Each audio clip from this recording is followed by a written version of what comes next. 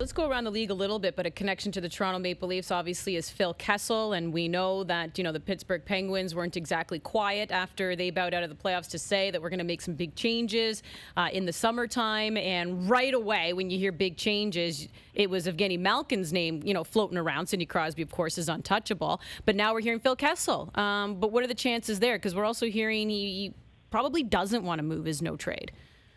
He's getting traded. Just a matter of where and when. I would think. And again, he's not getting traded if there's not a good deal on the table. So I don't want to get radio myself here and say the Kessel deal's done. Kessel deal is going to be done as soon as Jim Rutherford thinks he gets fair value on it. And he already thought, by all accounts, that he got fair value on a potential deal with the Minnesota Wild, where Jason Zucker would come over from Minnesota, and that there potentially might be an exchange of bad contracts. Jack Johnson out of Pittsburgh and Victor Rask out of Minnesota.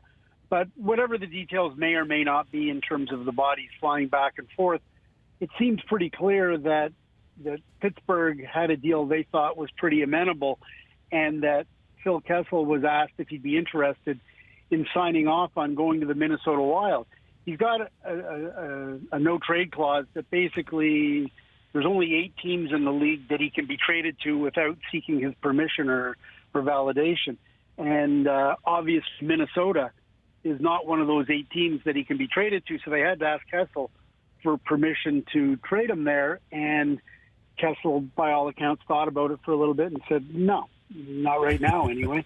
And so our understanding is that maybe some of the teams that are on his 8-team list are now calling because it's become that much more public. Maybe there are other teams that aren't on the list that are also calling Jim Rutherford, and maybe he'll get the right offer from one of them, and they'll go back to Kessel and say, well, what about this team? Or what about that team? Or maybe they do get one of the 8 that he would go to. But, I'm guessing, I don't know what the 8 teams are for Phil Kessel that he can be traded to, but I do know most players and agents in the National Hockey League, when you've got a very small window like that, you fill it up with potential teams you're not getting traded to. So you want to create a virtual full no-trade clause. So if you're in Pittsburgh and you've got to submit a list, you say, okay, I'm going to put Philadelphia on the list because I don't think there's any way that Pittsburgh's going to trade with Philadelphia. Sneaky. I'm going to put Boston on the list because you know what? I played for the Boston Bruins before, and I don't think they're bringing me back. I'm going to put Toronto on the list. You know why? Because I don't think Toronto's bringing me back. So there's 3 teams that I'm pretty sure there's not a chance in the world I'm getting traded to, and you just keep looking for number 4 and number 5.